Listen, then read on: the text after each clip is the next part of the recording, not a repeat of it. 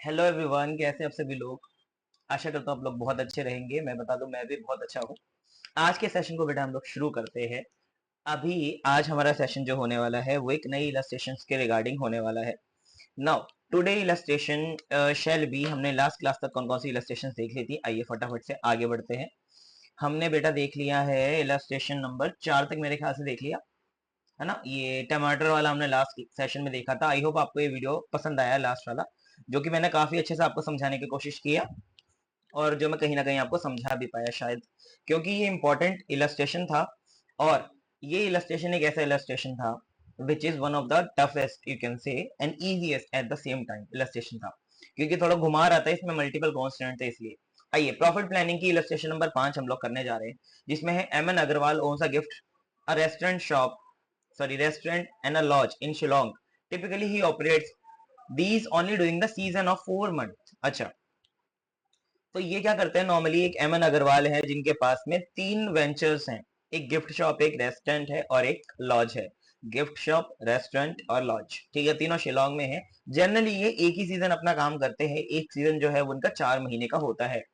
Past season में occupancy rate laws में आप समझ रहे होगे, लॉज का मतलब बेसिकली एक रूम रेंटिंग सर्विस प्रोवाइड करते हैं, जिसका ऑक्यूपेंसी रेट, अब देखो ये question more of operating costing का क्वेश्चन है, बट जब आप फाइनल लेवल पे बात करते हैं then you have no options, you must know each and everything. तो मार्जिनल कॉस्टिंग, हालांकि हम लोग चैप्टर, ये हमारा मेन डिसीजन मेकिंग वाला है, बट ये ऑपरेटिंग कॉस्टिंग का वाइटली क्वेश्चन है। इसके अंदर वाइटल कंपोनेंट्स ऑपरेटिंग कॉस्टिंग के भी यूज हो रहे हैं, तो you must be aware of operating costing basic things. अगर नहीं तो मैं अभी आपको सेशन में बताऊंगा। लॉज का जो नॉर्मल कैपेसिटी ऑक्यूपेंसी रहता है वो 90% रहता है, मतलब हम लोग जितना लैंड आउट 100% कर सकते हैं उसका 90% तक अवेलेबल, मतलब भरा रहता है लोगों के द्वारा।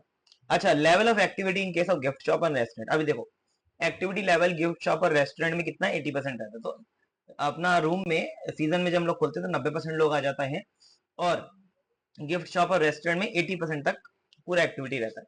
The relevant data for the past season were as under. Relevant data हमारे पास पास्ट सीजन का, पास्ट सीजन, सीजन याद रखना, सीजन का बोले तो मतलब 4 महीना। तो मतलब ये तो आदमी जो है वो 12 महीने में से अपना 4 महीने काम खोलता है और बाकी का 8 महीना काम बंद रखता है, ठीक है। अब मुझे ऐसा फीलिंग आ रहा है, क्योंकि मार्जिनल कॉस्टिंग का क्वेश्चन है, मुझे अंदर से ऐसा फीलिंग आ रहा है कि अभी ये बोलने वाला है कि अगर ये पूरे 12 महीने खोले तो क्या होगा, है ना। और ऐसा ही होने वाला है क्वेश्चन में। हमने तो कराया हुआ है क्वेश्चन, हमको तो पता है ये क्वेश्चन। मैं आपको बताऊं ना, to be very very honest with you, I like जब भी मैं क्वेश्चन कराता हूँ, मैं आपको पढ़ाता हूँ, मैं बहुत एनर्जी से पढ़ाने की कोशिश करता हूँ, but believe me these things, this question basically मैं इसको 8वीं या 9वीं बार करा रहा हूँगा इस पर्टिकुलर सेशन में जो हमारा जून का है ना। तो इस पर्टिकुलर सेशन के अंदर मैं इतनी बार इस क्वेश्चन को करा चुका हूँ, और टोटलिटी में तो पता नहीं कितनी बार करा चुका हूँ इस क्वेश्चन को, but still I want you to be very, very, very much interested in the question and think like I thought the moment I have seen the question. मैं एक स्टूडेंट की तरह हमेशा सोचने की कोशिश करता हूँ, कभी भी as a teacher, as a tutor नहीं सोचता। अपने स्टूडेंट की तरह समझेंगे हम लोग, जैसे मैं सोच रहा हूँ वैसे आपको मेरे साथ साथ चलना है और क्वेश्चन को पढ़ के समझेंगे। अभी मेरी समझ इतनी ही है कि एक स्टूडेंट भी यही सोचता, हम देखो वंडरिंग कर रहे हैं, अभी हम लोग वंडर कर रहे हैं कि अगर ये 4 महीने ही खोलता है, 8 महीना बंद रखता है, तो एक मेजर चंक पूरे साल का ही बंद रखता है, तो वो भी खोलेगा तो क्या होगा, हो सकता है क्वेश्चन ये हमसे पूछे। अच्छा, आगे बोला हुआ है कि हमें कुछ डेटा दिया हुआ है सेल वगैरह का, ठीक है। एडिशनल इन्फॉर्मेशन में जो हमारा मेन काम होता है वो होता है, एडिशनल इन्फॉर्मेशन क्या है कि cost of sale and supply vary directly with the occupancy rate in case of lodge and activity level in case of gift and restaurant। तो बेसिक सी बात ये है, वेरी का मतलब वेरिएबल, मतलब cost of sales and supply are the variable cost, इसने clearly बता दिया। तो कॉस्ट ऑफ सेल और सप्लाई ये दोनों वेरिएबल कॉस्ट है। मार्किंग मैंने ऑलरेडी कर रखी है, बट आप वी मार्क कर लेना, क्योंकि आपको याद भी होगा। Operating costing is a very simple chapter, जहां पे हम लोग जब भी कोई चीज सर्विस प्रोवाइडर होता है उसका हम लोग कॉस्टिंग निकालते हैं। अभी ये भी सर्विस प्रोवाइडर ही मोर और लेस, तो उस केस के अंदर हमें जब भी ऑपरेटिंग कॉस्टिंग करना रहता है तो आपको याद होगा हम लोग वेरिएबल कॉस्ट, फिक्स कॉस्ट और सेमी वेरिएबल कॉस्ट, कॉस्ट को इन तीनों चीजों में बाइफरकेट करते हैं in order to get that the cream of the cost. Cream का मतलब खाने वाला नहीं यार, हम लोग कैलकुलेशन करने के लिए अपने कॉस्ट को 3 हिस्सों में बांटते हैं, ठीक है। चलो, तो इसलिए हमको पता होना चाहिए कौन सा वेरिएबल, कौन सा सेमी वेरिएबल और कौन सा fix expenses, so that we can account for all the cost, right. तो हमें इसलिए यहाँ पे बता दिया कि cost of sales and supplies, मतलब ये वाला कॉस्ट और ये वाला कॉस्ट, दोनों ही वेरिएबल है and it depends upon the activity. Like अगर ये 80% पे इतना है तो 100% पे हम लोग उसको कन्वर्ट कर सकते हैं। अच्छा, बी पार्ट में दे रखा है insurance and taxes and depreciation are for the entire period of the 12 months. That means ये पूरा का पूरा जो हमारा खर्चा है डेप्रिसिएशन इंश्योरेंस टैक्सेस का, ये फिक्स है बेटा। Why fix sir? क्योंकि देखो डेप्रिसिएशन वैसे भी फिक्स एक्सपेंस ही होता है, it is not related with the production until and unless you are following a sum of year digit method या प्रोडक्शन बेस्ड कोई मेथड डेप्रिसिएशन का फॉलो करते हो। जनरली एक fix non cash expense depreciation को माना जाता है। इंश्योरेंस और टैक्सेस आपका फिक्स एक्सपेंस है, वो आपको देने देना पड़ेगा। इस क्वेश्चन में पूरे साल का दिया हुआ है तो वो फिक्स है। सैलरी भी मेरे पास फिक्स एक्सपेंस है, ठीक है, सैलरी मेरे पास फिक्स ही होगा, ऑब्वियसली बात है। अच्छा, इसके बाद मेरे पास यहाँ पे लिखा हुआ है सैलरी पेड, पे करी गई है पर सीजन, बट वो फिक्स एक्सपेंस है। पर सीजन पे हो रही तो वेरिएबल नहीं है। सैलरी आप उतनी ही देते हो जितना आप काम कराते हो, मतलब 4 महीने की सैलरी देते हो। लेकिन एक चौकीदार है जो पूरे साल रहता है, जो 400 रुपए पर मंथ पे काम करता है, ठीक है। Electricity charges include fix charges of 640, 920 और 9,900 फॉर गिफ्ट शॉप। तो मतलब सबका अलग अलग आपको फिक्स कॉस्ट भी दिया हुआ है। इलेक्ट्रिसिटी चार्जेस के अंदर फिक्स्ड भी है, वेरिएबल दोनों जुड़ा हुआ है। तो यहाँ पे आपको बताया है कि ऊपर जो 960 दिया हुआ है उसमें से 640 आपका फिक्स है, तो बाकी बचा हुआ वेरिएबल होगा। सिंपल सी बात। आप ऊपर जैसे यहाँ पे दिया हुआ है 3200, तो 3200 का 1920 जो होगा वो वेरिएबल होगा, बाकी सारा तो ये फिक्स्ड होगा, बाकी सारा वेरिएबल है। इसी तरीके से 13,500 में से 9,900 रुपए फिक्स्ड है, बाकी सारा वेरिएबल है। अच्छा, आगे ये बताया हुआ है the balance amount varies directly with occupancy rate, मैंने आपको बता दिया कि वेरिएबल है। अब एक पॉइंट और इंपॉर्टेंट यहाँ पे ये है जो इसके बारे में है। किसके बारे में है? 13,500 के बारे में। 13,500 लॉज के बारे में क्या पॉइंट लिखा हुआ है, ध्यान से पढ़ लेंगे और समझ लेंगे। यहाँ लिखा हुआ है द बैलेंस अमाउंट वेरीज, ये तो पढ़ लिया। फिर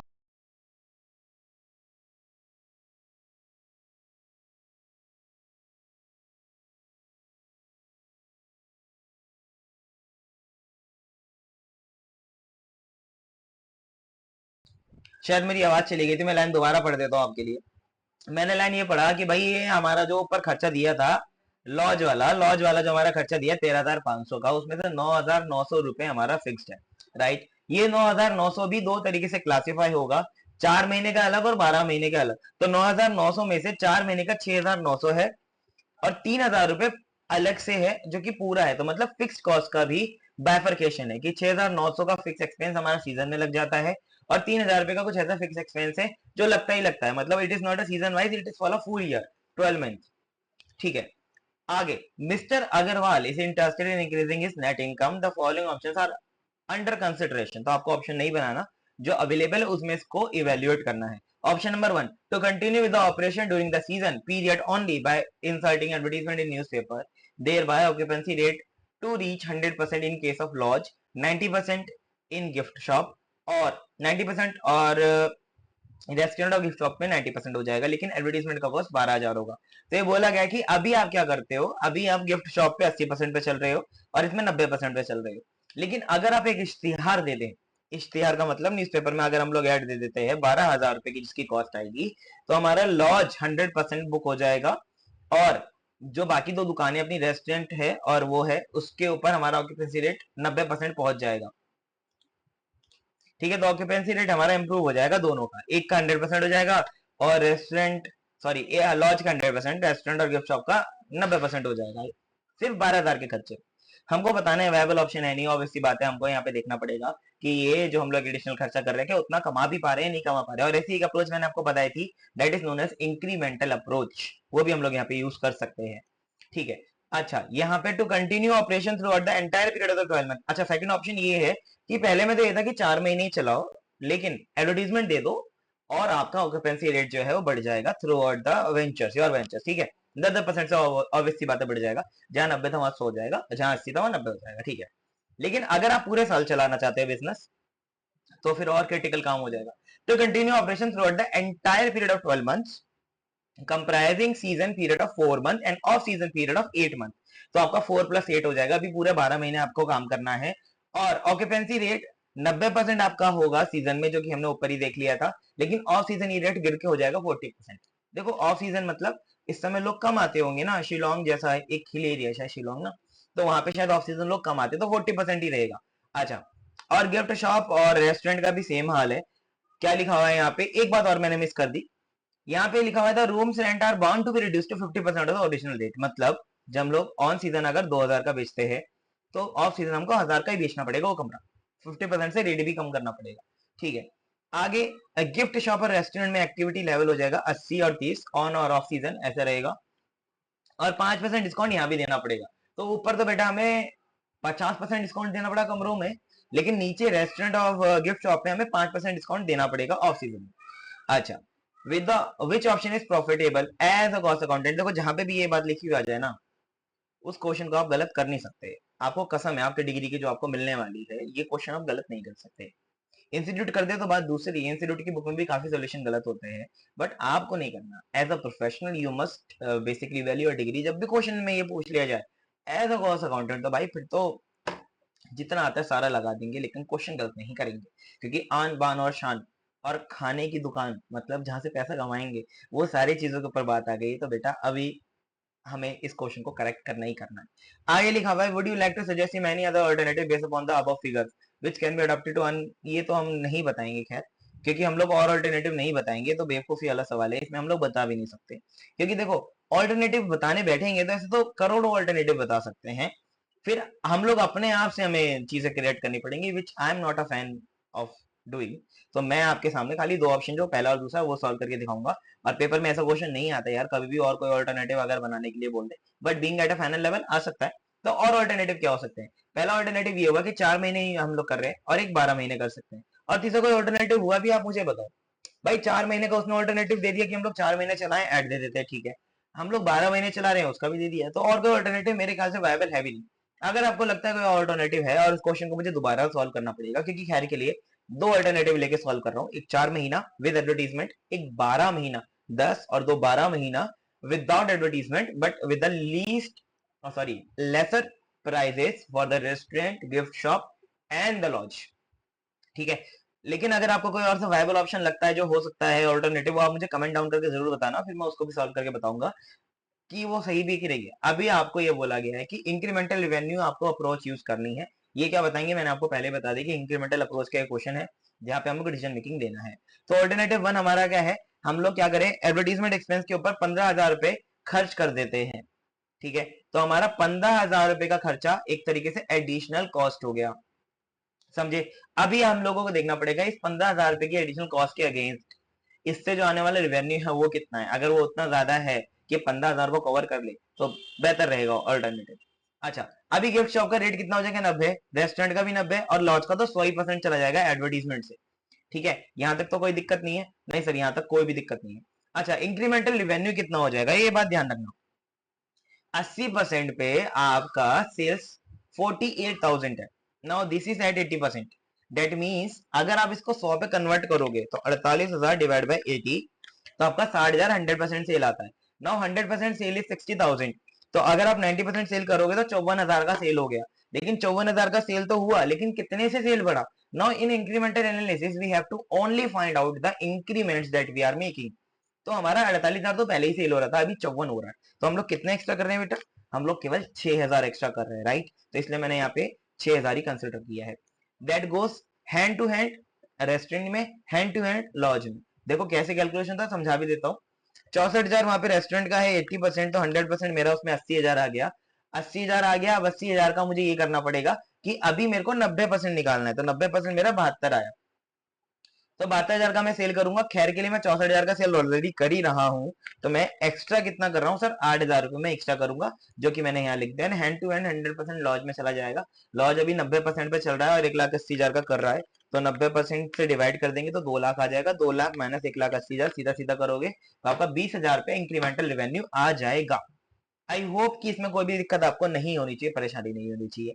आप बड़े बच्चे हैं, ये बताते हुए मुझे थोड़ा सा, बोलते हुए थोड़ा सा बुरा लगता है कि यार आपको ये चीजें बाय बिफोर द लेक्चर आनी चाहिए यार, है ना।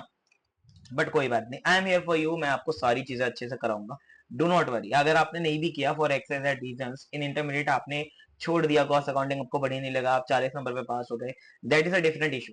अभी जो हम लोग पढ़ रहे हैं, मेरी जिम्मेदारी ये बनती है as a helper to your studies, as a mentor, as a tutor, as a teacher, जो भी आप समझे, एज अ बड़ा भाई। तो मेरी ये ड्यूटी बनती है कि मैं आपको हर एक चीज बहुत अच्छी तरीके से समझाऊं।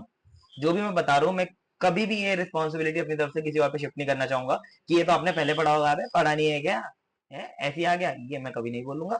ठीक है, चलो अभी देखो इंक्रीमेंटल रेवेन्यू समझ में आया, हमने केवल कन्वर्जन किया। Now we will have to also convert the cost. Now first cost is cost of sale. अब ये क्योंकि वेरिएबल नेचर की एक कॉस्ट है तो हम सीधा सीधा कन्वर्ट कर देते हैं यार। 26,400 डिवाइड बाय, अगेन आप करेंगे 80%, मल्टीप्लाई करेंगे आप 90%, फिर माइनस करेंगे ओरिजिनल कॉस्ट से, तो 26,400 से माइनस कर देंगे, आपका 3300 रुपए इंक्रीमेंटल कॉस्ट आ जाएगा। ठीक है, इसी तरह आपके रेस्टोरेंट का भी इंक्रीमेंटल कॉस्ट आ जाएगा, और लॉज का इंक्रीमेंटल कॉस्ट ऑफ सेल नहीं आएगा क्योंकि वो क्वेश्चन में ही नहीं है ना। कॉस्ट ऑफ सेल नहीं आएगा क्योंकि क्वेश्चन में नहीं, कॉस्ट ऑफ सप्लाई जरूर आएगा। Now cost of supply is here for you. अभी यहाँ पे ना एक परसेंटेज भी दे रखा है, you can also use this percentage, क्योंकि देखो वेरिएबल कॉस्ट पर यूनिट तो चेंज होती नहीं है, बट मैंने परसेंटेज क्यों नहीं यूज किया, मैं नहीं चाहता आपको इस परसेंटेज की आदत लगे, because not in every here and there आपको ये परसेंटेज दिया होगा, नहीं, डोंट थिंक अबाउट इट, कभी नहीं दिया होगा। हो सकता है कभी दिया, हो सकता है कभी ना दिया, बट ये तो जस्ट 100 में से एक केस है कि जहाँ पे है, तो इसलिए मैंने बोला ये यूज नहीं करना है आपको। हालांकि ये परसेंटेज एज इट इज रहता है क्योंकि ये पर यूनिट को दर्शाता है, तो पर यूनिट कॉस्ट कहीं ना कहीं यही रहेगा। तो जैसे सप्लाई का कॉस्ट 5% है, तो देखो 5% ही रहने वाला है अभी, लेकिन वो सेल का 5% होगा, है ना, सेल का 5%। तो अभी आप सेल कितना कर रहे हो, अभी आप सेल कितना कर रहे हो, पहले 48,000 का कर रहे थे, डिवाइड बाई 80 कर रहा था, 100% 60 आता है, तो 90% आप सेल कर रहे हो, तो 90% आता है 54,000। 54,000 का आप निकालोगे 5%, तो बेटा जो आपका यहाँ पे कॉस्ट आएगा वही कहीं ना कहीं आपका मेडअप कॉस्ट बनेगा ऑन एन एवरेज। ठीक है, तो टोटल मिला के ये बात कॉस्ट ऑफ सेल की 5% वाली बनेगी, जो कि हमारे पास 2700 रुपए आ रही है। ठीक है, तो अभी हमारी कॉस्ट ऑफ सेल कितनी है, 2400 रुपए। ठीक है, तो इस तरीके से हम लोग इस चीज को भी कर सकते हैं, बट अगेन देखो अभी भी ये चीज एक्यूरेटली नहीं निकल करके आई है, ये परसेंटेज पर यूनिट वाली तो सेम है, बट अगेन ये हर बार काम करे ऐसा भी जरूरी नहीं है। अभी इन्होंने ये यहाँ पे जो वेरिएबल जो कॉस्ट का दिया हुआ है हिसाब, वो फिक्स ऑन नहीं हो पाया। ठीक है, नहीं करेगा ना वर्कआउट, कैसे नहीं करेगा, अगर आपको लगता है वर्कआउट नहीं किया तो ऐसा कुछ नहीं है बेटा। देखो मैंने आपको जो बात बताई वो बिल्कुल यहाँ पे 100% फिक्स होती है।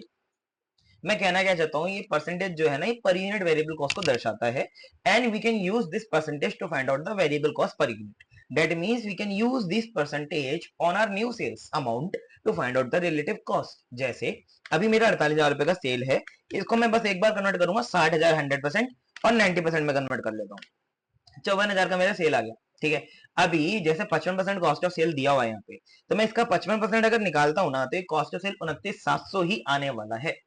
तो 29,700 माइनस अगर मैं करूंगा 26,400, तो आप देखोगे 3300 रुपए आया, जो कि यहाँ पे मैंने लिखा हुआ है। इसी तरह अगला 300 निकालने के लिए भी आप ये कर सकते हो कि 54,000 multiply by 5%, 54,000 multiply by 5% with 2700, 2700 minus 2400, again 300 आएगा इंक्रीमेंट। तो आप बेटा इस तरह के करके नॉर्मल कन्वर्जन निकाल लेंगे, किसी भी कॉस्ट में कोई स्पेशल कन्वर्जन का फॉर्मूला नहीं लगा है। अभी इलेक्ट्रिसिटी की बात कर लेते हैं, इलेक्ट्रिसिटी जो वेरिएबल था हम लोग पहले उसको कन्वर्ट करते हैं। अभी इलेक्ट्रिसिटी चार्जेस 960 रुपए था, 960 रुपए में से आपको मैंने नीचे बताया था 640 फिक्स है, तो 960 माइनस 640 दैट कम्स एज 320, 320 रुपए का यहाँ पे हमारा कॉस्ट है। तो यहीं पे हमारा 320 रुपए का कॉस्ट था।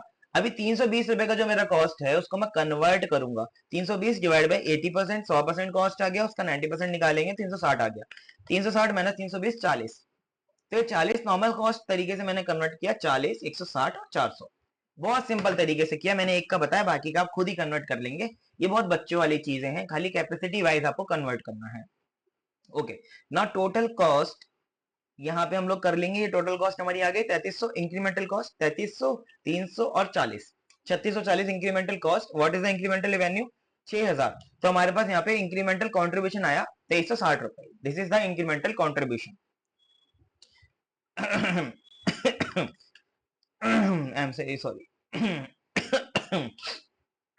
इसी तरह 8,000 में से 4400 घटाएंगे, 800 घटाएंगे और 160 घटाएंगे, डेट गिव्स अस 2640। ठीक है, एज अ इंक्रीमेंटल कंट्रीब्यूशन। ठीक है जी, इंक्रीमेंटल हमारा कंट्रीब्यूशन यहाँ आ गया, ऐसे हम लोग इंक्रीमेंटल कंट्रीब्यूशन यहाँ भी निकाल लेंगे, यहाँ 18 या 2640 या 2360। नौ अभी तक बात हमारी खत्म नहीं हुई, अभी हमारा इंक्रीमेंटल टोटल कंट्रीब्यूशन आया 2360 रुपए, 2640 और 18,000, दैट गिव्स अस 23,000। तो हमारा तीनों को जोड़ के 23 आया, 23 में से हम लोग इंक्रीमेंटल फिक्स कॉस्ट भी तो घटाएंगे ना। Now in this question this cost is relevant, अगर ये रेलिवेंट नहीं होता तो मैं खाली कंट्रीब्यूशन निकाल के काम को खत्म कर देता, क्योंकि मेरी यहाँ पे एडिशनल एडवर्टीजमेंट कॉस्ट लग रही है 15,000, that is why my fix cost is being a relevant cost in particular scenario. ठीक है, वरना इंक्रीमेंटल अप्रोच में फिक्स कॉस्ट रेलिवेंट कॉस्ट नहीं होती है, बट यहाँ पे 15,000 लग रही तो करेंगे। ठीक है, तो 15,000 इंक्रीमेंटल कॉस्ट हमने एडिशनल वाली भी मैनेज कर दी, फिक्स्ड वाली, तो 8,000 हमारा प्रॉफिट आ गया। Now this is our incremental profit. मतलब अगर हम लोग इंप्लीमेंट कर देते हैं पहले वाले ऑप्शन को तो हमें 8,000 रुपए एक्स्ट्रा बचेंगे, विच इज गुड। बट अभी हमें एक और ऑप्शन देखना है, सेकंड वाला, जो ज्यादा क्रिटिकल है पहले वाले से भी ज्यादा, क्योंकि पहले वाले में केवल हम लोगों ने सीधा सीधा अप्रोच क्या यूज करा कि हमने कन्वर्जन कर लिया, लेकिन सेकंड वाले में ना सीधा सीधा कन्वर्जन नहीं है। आई टेल यू व्हाई, क्योंकि यहाँ पे ना चीजें ऑफ सीजन और ऑफ सीजन में और ऑन सीजन में बांटी जाएंगी। अभी अगर उसमें ज्यादा प्रॉफिट आ जाता है 8,000 से, तो हम लोग पूरे साल ऑपरेट करना स्टार्ट कर देंगे, चाहे 1 रुपए का ही प्रॉफिट ज्यादा क्यों ना आता हो। आइए, तो अभी हम लोग क्या करेंगे, यहाँ पे थोड़ा सा ध्यान से समझेंगे, ये बहुत ही ज्यादा इंपॉर्टेंट चीज है कि इंक्रीमेंटल रेवेन्यू कितना आया। क्योंकि पहले जो ऊपर डेटा दिया है वो 4 महीने का है। Now you are converting that data into 12 month period. अब 12 महीने के पीरियड में आप कन्वर्ट कर रहे हो, एक तो ये चीज है। दूसरी चीज ये है कि आप कहीं ना कहीं कैपेसिटी को भी तो चेंज कर रहे हो। पहले 80% पे काम कर रहे थे, अभी 100 पे करना चाहते हैं। तो इंक्रीमेंटल अप्रोच निकालने के लिए आपको दो चीजें तो ये देखनी है, तीसरी चीज एक और देखनी है यार, कि हमें 5% कॉस्ट कम रखनी है गिफ्ट शॉप और रेस्टोरेंट में, और लॉज में तो 50% कम रखनी है। तो there are now 3 factors that you must take care while converting और वाइल कैलकुलेटिंग इंक्रीमेंटल रेवेन्यू। यहीं पे बच्चे गलती करते हैं, मैं आपको ध्यान से समझा रहा हूँ। अभी 48,000 रुपए की सेल है जो कि 4 महीने की, ध्यान से समझना। तो आपका 1 महीने के सेल कितना है सर? तो सर आपका 48,000 डिवाइड बाय 4, 1 महीने का सेल मेरा 12,000 रुपए है फॉर गिफ्ट शॉप। यहां तक तो एकदम क्लियर होगा कि 48,000 रुपए जो क्वेश्चन में दिया था वो 4 महीने का सेल था, क्योंकि एक सीजन 4 महीने का होता है, तो 1 महीने का सेल 12,000 रुपए तकरीबन आ गया। अब ये 12,000 रुपए का सेल मैं अगर पूरे साल में कन्वर्ट करना चाहूं तो 8 से मल्टीप्लाई करूंगा, राइट? सर हाँ, आप 8 से मल्टीप्लाई करोगे। क्यों? क्योंकि मेरे को इंक्रीमेंटल निकालना है। जो बच्चे सोचे सर 12 से करोगे, तो बेटा 12 से भी करोगे तो भी ठीक है, कोई दिक्कत नहीं, बट मुझे इंक्रीमेंटल निकालना है। Now incremental means what has changed. तो 4 महीने तो मैं पहले ही कर रहा था, अभी 8 महीने में एक्स्ट्रा कर रहा हूं। Now this is my increment. तो मैं 12 महीने क्यों करूं? क्योंकि अगर मैं 4 निकाल लूं यहाँ पे जो ऑलरेडी मेरे पास है, अगर मैं फिर 12 निकालूंगा इन दोनों को घटाने के बाद, what is my increment? The increment is for 8 months only. तो मैं 8 महीने का ही कहीं ना कहीं कैलकुलेशन बेस लेके चलूंगा, क्योंकि मेरे को इंक्रीमेंटल रेवेन्यू निकालना है, ना कि टोटल रेवेन्यू। तो अगर मैं 8 महीने की सेल निकालूं जो कि मेरी इंक्रीमेंटल है, तो मेरे पास आ जाएगा 96,000 रुपीज। अब 96,000 रुपीज जो मेरे पास सेल है, वो बेटा आपको एक बात ध्यान रखनी है कि 96,000 रुपीज मेरे पास 80% कैपेसिटी का है। नाउ दिस 80% कैपेसिटी से डिवाइड करते ही 96,000 की सेल मेरे पास आ जाती है 1,20,000 रुपए फॉर 100% कैपेसिटी। अब मेरा इंक्रीमेंट कैपेसिटी में क्या होगा, ये बात ध्यान से समझना, बहुत बहुत जरूरी बात है। भैया आप अभी ऑफ सीजन काम कर रहे हो और अभी आप 80% पे तो काम कर ही रहे हो। आपने बोला, सॉरी ऑन सीजन कर रहे हो, अगर आप ऑफ सीजन भी करने लग जाओ तो आपने मेरे को बोला कि कितना परसेंट एक्स्ट्रा आ जाएगा। तो मैंने ये देखा कि भाई अगर मैं ऑफ सीजन भी काम करने लग जाता हूँ, तो कहीं ना कहीं ऑफ सीजन में मेरे पास यहाँ 90% है, ठीक है, और यहाँ पे 40% है। दैट मीन्स मेरे पास एडिशनल कितना है, आप मुझे खुद बताइए। तो आपने मेरे को बताया कि सर 90 - 40, आप अगर ऐसे करोगे तो 50 आएगा, but this is not the way. मैं आपको सही तरीका बताता हूं कि what is the correct way of doing this. ठीक है, आप ध्यान से समझेंगे तो ये आपको समझ में ये बात आ पाएगी मेरी, जो मैं आपको बताने वाला हूँ। यहाँ पे बच्चे जो गलती करते हैं ना, वो मैं भी कर रहा हूँ आपके साथ साथ समझाने के लिए। मैंने आपको बताया मैं स्टूडेंट सेंट्रिक अप्रोच हमेशा लगाता हूँ, मैं आपसे सवाल खुद ही पूछता रहता हूँ, सो डेट आप भी उस चीज को सोचो। अभी जब मैंने शुरू में पढ़ा तो मैंने 90 और 40 को माइनस कर दिया, which is very very wrong, क्योंकि मैं ऐसा माइनस करूंगा तो ये बिल्कुल गलत हो जाएगा। 50% इंक्रीमेंट नहीं है मेरा, ये तो डिफरेंस आ रहा है ऑन और ऑफ का। आप ये चीज समझो, इंक्रीमेंट निकालने के लिए आप ऑन सीजन तो ऑटोमेटिक अभी काम कर ही रहे हो ना। Your the increment, basically the increment is what, the off season period. क्योंकि यार अभी आप ऑन सीजन तो काम कर ही रहे हो 4 महीने, आप 8 महीने का इंक्रीमेंट लेकर के आ रहे हो, और 8 महीने का आपका कैपेसिटी जो है वो फुलफिल होगा 40%। तो मतलब लॉज के केस के अंदर 40% का कैपेसिटी ही मेरा एडिशनल इंक्रीमेंटल कैपेसिटी है जो मुझे मिलेगा। इसी तरह ही गिफ्ट शॉप और रेस्टोरेंट में ये 30% का है, क्योंकि 80% तो मैं करंटली ही कर रहा हूँ यार, 80% तो मैं करंटली कर ही रहा हूँ ऑन सीजन में। मुझे ऑफ सीजन में 30% ही तो एक्स्ट्रा मिल रहा है, तो 30% जो एक्स्ट्रा मिल रहा है वही तो मेरा इंक्रीमेंट है। तो अभी तक हमने दो स्टेप करे, पहला स्टेप मैंने ये बताया आपको कि आप 48,000 को एक महीने पे लेके आएंगे, फिर आप इंक्रीमेंटल महीना जो कि 8 है उससे मल्टीप्लाई करेंगे, फिर आप उसको डिवाइड करेंगे 80% से, जिससे आपका 100% कैपेसिटी पे पहुंच जाएगा। 100% कैपेसिटी से भी आप उसको 30 पे लेके आओगे, क्योंकि इंक्रीमेंटल केवल 30 ही है। तो 48,000 डिवाइड बाय 4 हमारा 12 आया था, 12 मल्टीप्लाई बाय 8 96 आया था, 96 डिवाइड बाय 80% हमारा 1,20,000 आया था, 1,20,000 मल्टीप्लाई बाय 30% 36,000 रुपए आ गया। अब ये जब होता है जब हमारा रेट सेम रहता, बट क्योंकि हमें 5% डिस्काउंट भी लेना है, इसलिए हम लोग इसको 95% से मल्टीप्लाई करेंगे। Now the revenue, incremental revenue comes as 34,200। 34,200 जो हमारा इंक्रीमेंटल रेवेन्यू आया है, ये very very very important point है। ये 3 स्टेप पॉइंट होने की वजह से ही बच्चे नहीं कर पाते हैं। कोई 34,000 लिख देगा, कोई गड़बड़, मतलब कहीं ना कहीं आप इनमें से किसी एक पॉइंट में कर दोगे। पहला ये था, दूसरा ये था, तीसरा ये था, चौथा ये और पांचवा ये। तो हमने देखो यहाँ पे 5 कैलकुलेशन करी, इनमें से अगर आपने एक में भी गलती करी तो आपके लिए प्रॉब्लमेटिक हो सकती है चीजें। I hope you got my point very well. अच्छा चलो, अब मैं आपको थोड़ा सा टाइम देता हूँ कि आप रेस्टोरेंट वाला खुद करो। You have 5 seconds to think about it. 5 second मैं अपने तरफ दे रहा हूँ, वीडियो पे पॉज कर सकते हो। नाउ 5 4 3 2 1, टाइम सब। ठीक है, आप वीडियो रोक के कर लेना है, टाइम जितना लेना ले लेना, लेकिन कोशिश करना कि 45,600 निकाल दो। मैं बताता हूँ कैसा आया। अगेन 64,000 डिवाइड बाय 4 महीना, तो आपका एक महीने का सेल 16,000 आया। 16,000 मल्टीप्लाई बाय 8, क्योंकि गिफ्ट और रेस्टोरेंट का सेम है। अच्छा, divide by again 80%, multiply by, अब यहाँ पे आ गया हमारे पास मल्टीप्लाई बाय, हमको 30 करना है और 95 करना है, 45,600, बिल्कुल डिट्टो सेम है जैसा मान लिया। अच्छा, लॉज का क्या रहेगा? लॉज का अगेन 1,80,000 डिवाइड बाय 4, वही सेम टू सेम हमारा जो सिनेरियो हमने दिमाग में सोचा। 45,000 रुपए एक महीने का सेल। अब 8 महीने का इंक्रीमेंटल, इसका भी 8 ही महीने रहेगा ना, इंक्रीमेंटल सबका सेम ही है यार, क्योंकि सब ऑन सीजन 4 ही महीना चल रहे थे, ऑफ सीजन सभी 8 महीना चलेंगे इंक्रीमेंटल। 3,60,000 आया इसका 8 महीने का सेल, जो कि 90% है। Now the percentage has been changed here. यहाँ पे 80 है, यहाँ पे 90 है, ये बात का ध्यान रखेंगे। यहाँ 90 है, यहाँ पे 80 है, यहाँ पे 80 है, तो इन दोनों का तो कहीं ना कहीं काम सेम चल रहा है, बट रेस्टोरेंट और लॉज का अलग चल रहा है। 90% डिवाइड किया 4 लाख आया, 4 लाख का अब ये परसेंटेज भी अलग है यहाँ पे, क्योंकि यहाँ पे ऑफ सीजन ऑक्यूपेंसी 40% है और डिस्काउंट 50% है। तो 40% निकाल के फिर 50% निकालेंगे तो 80,000 इसका इंक्रीमेंटल रेवेन्यू आएगा। हम लोग हैवी डिस्काउंट दे रहे हैं ना इसके अंदर लॉज में। अच्छा, हमने इंक्रीमेंटल रेवेन्यू तो निकाल लिया, अब इसी तरीके से आपको इंक्रीमेंटल सेल्स भी निकालना पड़ेगा। वही सेम फंडा मैंने सब जगह यूज करने की कोशिश किया है। I tried my best to be consistent throughout the question which lacks in the solution of your model. उसके अंदर तो ऐसे चुटकी बजा के पता नहीं भाई साहब कैसे निकाल देते, but for the kind information मैं बता दूं, ये मॉडल का क्वेश्चन जो आपका है, इसका सॉल्यूशन मेरे सॉल्यूशन से मैच होता है। लेकिन मेरा तरीका और उनका तरीका जमीन आसमान का फर्क है। वो पता नहीं यार कैसे जादू से लाते हैं अमाउंट, आते अमाउंट ही है बट जादू से। ये वही जान पाता है जिसने क्वेश्चन बनाया है कि वो अमाउंट कैसा है, जिसने कॉपी पेस्ट किया है कहीं से, वही जान पाता है, बाकी किसी को नहीं पता होता। वो डिटेल सॉल्यूशन कभी नहीं देते। But here I am with your help, for your help, with you always till the day of the exam, and obviously after that also हम लोग हमेशा एक अच्छे दोस्त बन के रहने वाले हैं। आप through out the journey, your journey, जब तक मैं बुढ़ा नहीं हो जाता, आप बुढ़े नहीं हो जाते, हम लोग साथ में रहने वाले हैं। ठीक है, but I must know after becoming a CMA और a CA, you will be like stopping watching my videos because आप पास आउट हो गए होंगे, but I will be here helping more students like you. That is why I need your help in that particular ambition और goal, कि मैं ज्यादा students तक पहुंच पाऊँ। आप बिल्कुल इसको शेयर करना अपने दोस्तों के साथ।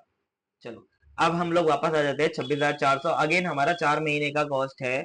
4 महीने के कॉस्ट को हम लोग डिवाइड करेंगे, एक महीना निकालेंगे, फिर 8 महीने से मल्टीप्लाई करेंगे, फिर 80% से डिवाइड करेंगे और फिर मल्टीप्लाई कर देंगे 30% से। ठीक है, यहाँ पे हमारे पास आ गया 19,800। यहाँ डिस्काउंट वाला कोई गेम नहीं है 95%, इसलिए हम लोग मल्टीप्लाई नहीं करेंगे, क्योंकि हमें कॉस्ट में कोई डिस्काउंट नहीं मिलता। तो 19,800 यहाँ आ गया। इसी तरह से यहाँ पे निकाल देंगे, और सप्लाई का कॉस्ट तीनों का मैं ऐसे निकाल दूंगा जैसे मैंने ऊपर निकाला है। ये मुझे बताने की जरूरत अब नहीं पड़नी चाहिए। अगर अभी भी पढ़ रही है तो वीडियो को रिवाइंड करके देखो। You have a advantage to watch again and again the things. तो आप प्लीज इसको दोबारा देखेंगे, ठीक है? I am really sorry for that, but आप इसको दोबारा देखेंगे। ठीक है, दोबारा देखने के बाद आप समझेंगे कि कैलकुलेशन कैसे हुआ, आपको क्लियर हो जाएगा। अच्छा, इलेक्ट्रिसिटी का मैं बता देता हूँ। वेरिएबल वाला इसका वैसे ही जैसे मैंने ऊपर कराया, 320 डिवाइड बाय, मैंने सब कुछ लिख के दिया है यार आपको, देखो आप देख सकते हो, मैंने इतना डिटेल कैलकुलेशन लिख के दिया ना आपको, किसी किताब किसी स्कैनर कहीं नहीं मिलने वाला। मैंने बहुत डिटेल में इसको सॉल्व करा है, स्टेप बाय स्टेप, कि भाई ये ऐसे होगा, ऐसे होगा, ऐसे होगा, ऊपर समझा भी दिया। अब आपकी जिम्मेदारी है कि आप नीचे वाली चीज समझो। मैं फिक्स बता देता हूँ। फिक्स वाले में आप क्या करेंगे, ऊपर आपने वेरिएबल तो कर लिया, जो बाइफरकेशन किया था वो वेरिएबल कर लिया। अभी फिक्स वाले में आपको ये बात ध्यान रखनी है कि 640 हमारा 4 महीने का था, तो एक महीने का 160 आया। 8 महीने का हमारे पास आया 1280, उसी तरह से फिक्स भी कन्वर्ट कर लेंगे, ये भी कन्वर्ट हो जाएगा और ये भी कन्वर्ट हो जाएगा, ठीक है। टोटल आ गया और इंक्रीमेंटल प्रॉफिट आ गया। तो इंक्रीमेंटल प्रॉफिट हमारा 70,880 रुपए आ रहा है। अभी 70,880 रुपए का profit is much more, much much much more than the 8,000 का profit. That is why we will be advising them कि भैया आप पूरे 12 महीने खोलो। वैसे भी आप अगर देखो, नॉर्मली भी मेरे से कोई पूछे ना कि मैं खाली 4 ही महीने खोलता हूँ और मुझे 50% ही मिल रहा है बाकी के सीजन में 8 महीने में, तो भी मैं उसका एडवाइस करूंगा कि आप बाकी भी खोलो। उसका कारण क्या है? हम लोग जानते हैं, बीइंग अ सीएम है, ठीक है, हम लोग जानते हैं कि the fix cost is first hand recovered. मतलब जब भी हम लोगों को एक पॉइंट हमको पता है ना, बीपी पॉइंट, हम लोग बीपी निकालते तो बीपी में मैं आपको बताया ना क्या कंट्रीब्यूशन और फिक्स कॉस्ट जहां पे बराबर होते हैं वो बीपी होता है। Now you must have this POV. तो आपको ये बात समझ में आती है, नहीं आती है तो रिवीजन वीडियो देखो, ठीक है। मैंने बताया contribution equal to fix cost हो जाता है, that means you have earn that much कि आप फिक्स कॉस्ट रिकवर कर चुके हो। अगर आपके पास कोई एडिशनल फिक्स कॉस्ट नहीं है, जैसे इस क्वेश्चन में कोई एडिशनल फिक्स कॉस्ट नहीं थी बाकी के 8 महीने खोलने में, तो हम लोग ये बात समझते हैं कि हमारे पास एडिशनल कॉस्ट केवल वेरिएबल वाली लगने वाली है। आप ऐसे समझो, अगर मैंने एक माल को बनाया जिससे मैंने 10,000 रुपए कमाया, उसमें से मेरे को 2,000 वेरिएबल लगा और 3,000 मेरे को लगा फिक्स कॉस्ट, तो मेरे को प्रॉफिट अभी हुआ 5,000।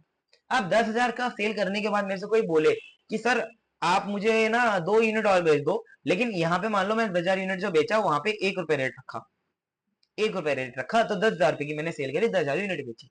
अब मेरे से कोई बोले कि आप मेरे को 2,000 यूनिट बेच दो, लेकिन मैं आपको केवल 75 पैसे ही दूंगा, 1 रुपए नहीं दे पाऊंगा, तो क्या मुझे एक्सेप्ट करना चाहिए या मुझे बोल देना चाहिए था अबे भाग जा साले, जब मेरे को प्रॉफिट ही 1 रुपए के हिसाब से हो रहा है तो मैं तेरे को क्यों 75 पैसे पे बेचूं? तो बेटा नहीं, आपको ये सेल कर देनी चाहिए। उसका कारण देखो, अगर आप 75 पैसे पे सेल करोगे 2,000 यूनिट का, तो आपके पास रेवेन्यू कितना आएगा? सर रेवेन्यू आएगा 1,500 रुपए का।